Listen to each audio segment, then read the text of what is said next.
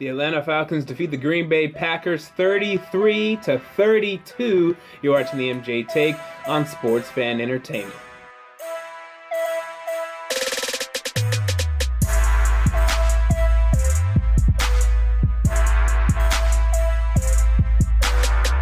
Welcome to the MJ Take on Sports Fan Entertainment. Atlanta Falcons get it done against the Green Bay Packers 33-32. Matt Ryan leads a game-winning touchdown drive to end the game in regulation, and Aaron Rodgers just not enough time ultimately to me to win the game. I understand that the Falcons defense gotta stop, but let's just say, if the Packers had more time, I don't think they would press as much as they did, and they probably would have, honestly, to me, went down and scored a field goal. But lucky for them, there wasn't much time left on the clock, or lucky for the Falcons, I should say. There wasn't much time left on the clock. The Packers were pressing. They wanted to get a big chunk of yardage. They couldn't move the football, and ultimately they lost the game.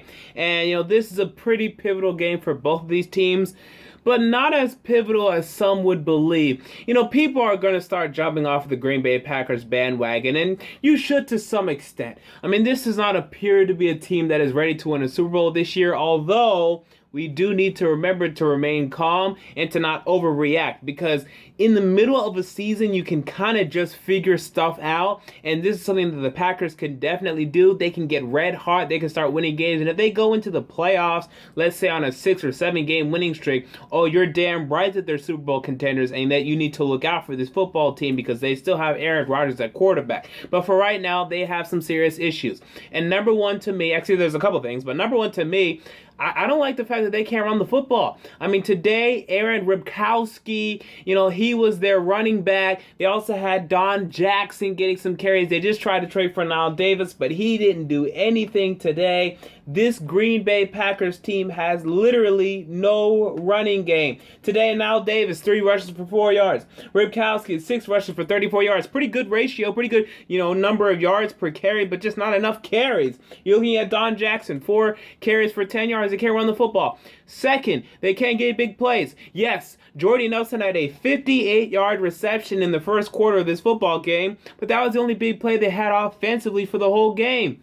And ultimately, man, that hurts your football team. And you're seeing Aaron Rodgers just produce career-low yards per attempt. And this is why. They just don't get big plays. And then injuries are starting to pile up. Demarius Randall, they missed him today. Despite the fact that he's not very good, they still missed him today. Quentin Rollins, now he's good, and they missed him today. They missed Randall Cobb. They missed Eddie Lacy. They missed James Starks. This Packers team is so banged up. They can't stay healthy right now. And luckily for them, not all of these injuries that I just mentioned are are season-ending injuries. Some of these guys are going to be coming back, but even when they do, this Packers team just doesn't appear to have it this season, and I'm not sure they're going to have it until maybe they make a coaching change. We'll see ultimately again, because they can figure some stuff out, but it just looks like a coaching problem to me more than an Aaron Rodgers problem. Some people want to blame Aaron Rodgers. I think that they're clowns. I think that they're fools. I think they're baboons. Aaron Rodgers today, 4 touchdowns, 0 interceptions. What more do you want from him? What more do you want from Aaron Rodgers? I don't love his attitude lately. I think he's just been way too harsh on his receivers, and I know that must be demoralizing rather than motivating, demotivating rather than motivating for his receivers, because I think he's just way too critical. Just way too much of a totalitarian, dictator to me. I don't see them responding well to his criticism at all. He'll tell them, hey, man, you should have ran a corner, man. You should have ran a corner. And then they'll just be walking like, oh, my God, I'm so freaking sick at this guy. Can this guy just leave me alone? That's the kind of looks I'm seeing from these guys. They're not responding to his leadership style right now. They're not responding to Mike McCarthy's leadership style right now. They're not bad. Okay, I think they're going to win their next 2 games. They're going to beat the Colts, and they're going to beat the Titans to me. But ultimately, and when they go to the playoffs, are they going to win games? Are they going to win one playoff game? I'm not sure. And I don't know how anyone can be sure. I'm not sure how anyone can pick them to do such. Now, when it comes to the Atlanta Falcons, this is a team that, hey, we get it. They can put up points. They've proven it. They've done it week in, week out. Matt Ryan is going to put up points, going to put up touchdowns, going to put up stats. Some people believe he's the MVP right now. I don't think so. I don't think they've won enough games. I think Tom Brady is by far the MVP, with second place being Derek Carr. But right now, yes, Matt Ryan is playing absolutely great. This is one of those years for him where he's absolutely dominant, where he's yet again in putting his name in the top 10 quarterback race. You can put him there. That's fine. I might. I need to sit down and make a list. The problem is he's not going to be like this next season. He just can't be consistent from season to season. But this season, okay, he's good. And also, hey, let's not forget the Falcons are a team that, last year they started, 5-0, and then they also falled off, later on in the season. So although they may appear to be good right now, and they are definitely good right now, they can still choke as the season progresses. Matt Ryan can still regress as the season progresses. I don't think that's going to happen, but again, we need to look out for that. So just make sure to look out for that. Running game right now, they didn't do much running-wise today, but I think that's more byproduct of this Green Bay Packers rush defense. It's the best rush defense in the NFL. Yes, they let up a bunch of yards to Ezekiel Elliott, but I think that has more to do with Ezekiel Elliott and that Dallas Cowboys offensive line than it has to do with this Packers run defense. They're still good, and you saw that today. They slowed down Devontae Freeman to an almost absolute halt, only 11 carries for 35 yards. Now, he did get a rushing touchdown, and he did get a receiving touchdown, but this Green Bay rushing defense is still good. But their pass defense is god-awful. Again, they're missing Randall. They're missing Quentin Rollins. Their secondary is not as good as I thought there was going to be coming into this season. It's unfortunate for them, and they're not going to be able to win ultimately because of it. You saw Sam Bradford absolutely kill this team in week 2.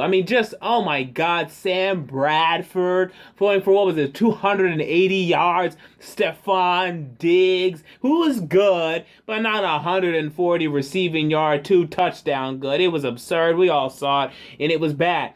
So ultimately, man, the Packers have some things to work on. The bye week has already passed, so they're going to have to figure it out somehow, some way if they want to win. Now, I think they're going to win the upcoming 2 weeks. Now, don't sleep on the Colts and don't sleep on the Titans. You should win. You should. I think you will. But don't sleep on them. If you do, maybe you figure some stuff out. Maybe you get rolling and get going. But right now, the way this team is playing, I can't pick them to win a playoff game right now. And I actually didn't heading into this season. I've seen nothing for me to stay away from that prediction now. Atlanta, we'll see next week. Huge game to me. I think it's huge as you go to Tampa Bay Thursday Night Football. And Tampa Bay beats you. Week 1, for some odd reason, they beat you. Now, I think you're going to win. I think you're going to beat Tampa Bay. If you do, the division should be yours. I'm not saying it is. I'm done saying definitive stuff because I realize it's pretty ridiculous to do. Come on. But if you guys do beat Tampa Bay, there's no reason you should lose this division. Yes, the Panthers are going to make a comeback, and they're making a comeback. Same goes with the New Orleans Saints. But if you're 6-3, while the Saints are 3-4, while the Panthers are 2-5, man, you gotta win the division. I think you would win the division, but again, we'll take it game by game. Let's talk about the other late afternoon game, and that is the Denver Broncos versus the San Diego Chargers. And poor quarterback play all around. You get poor quarterback play. You get poor quarterback play as Phillip Rivers and Trevor Siemian struggled today, both giving up pick sixes, and it was bad. That's just the damn truth. Phillip Rivers, he's a great quarterback. He is. He's great. He's top 10 quarterback in the NFL, but he does have these games, and today was one of those days, just not very sharp. The defense were figuring him out. They ultimately won the game, and I think he ultimately kind of lost the game. You just can't throw 3 interceptions, and I haven't watched the film yet. I'll have to sit down and watch the film, see, okay, he threw this interception because this guy ran the wrong route or whatever, but it's just not very good. What are you going to do?